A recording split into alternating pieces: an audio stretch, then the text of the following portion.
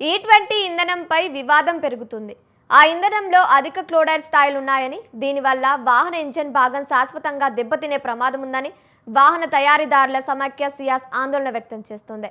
ఇంధనంలో ఉండాల్సిన క్లోరైడ్కు తప్పనిసరి పరిమితులు నిర్దేశించాలని పెట్రోలియం శాఖకు సియామ్ లేఖ రాసింది. అలాగే చమురు మార్కెటింగ్ కంపెనీలు తమ రిటైల్ బ్యాంకుల్లో నాణ్యతా నియంత్రణలు పాటించేలా చూడాలని సూచించింది.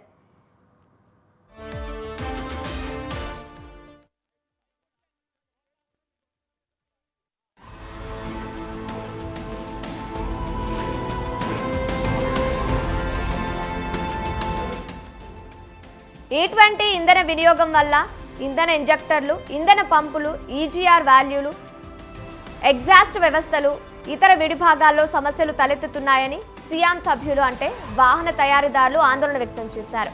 ఇంధనం లేదా ఇంజిన్ ఉద్గారాలలో నేరుగా సంబంధం ఉండే భాగాలన్నింటిపైన E20తో ప్రతికూల ప్రభావం పడుతుందని చెబుతున్నారు. అలా సమస్యలు వచ్చిన విడిభాగాలను పరిశీలిస్తే అధిక క్లోరైడ్ కనిపించిందని వివరించారు. వాహనాల ట్యాంకుల్లోని ఇంధన శాంపిళ్లను పరిశీలించిన క్లోరైడ్ శాతం 500 mgగా ఉంది.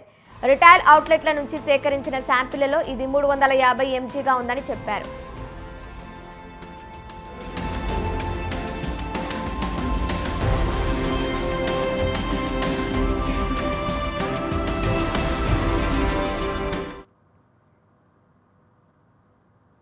క్లోరైడ్ సంబంధిత సమస్యలు E20 అమలు తర్వాతే వస్తున్నాయని సియామ్ ఆరోపిస్తుంది.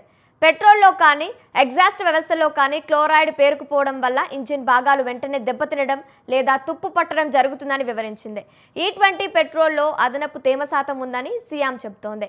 అనుమతించిన స్థాయి 3000 mg కాగా 10,000 mg లేదా 1% చాలా సందర్భాల్లో చేరుతోందని ఆరోపించింది.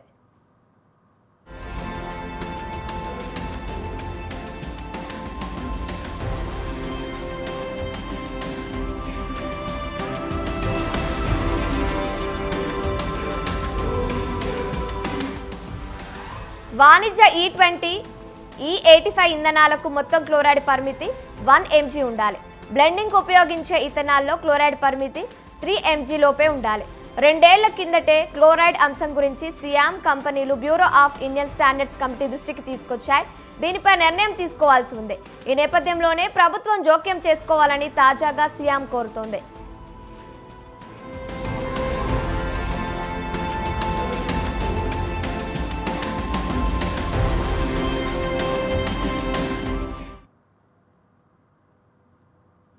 చమురు మార్కెటింగ్ కంపెనీలు ఇంధన నాణ్యతను క్రమం తప్పకుండా పరీక్షిస్తున్నాయని పెట్రోలియం, సహజ వాయు మంత్రిత్వ శాఖ తెలిపింది.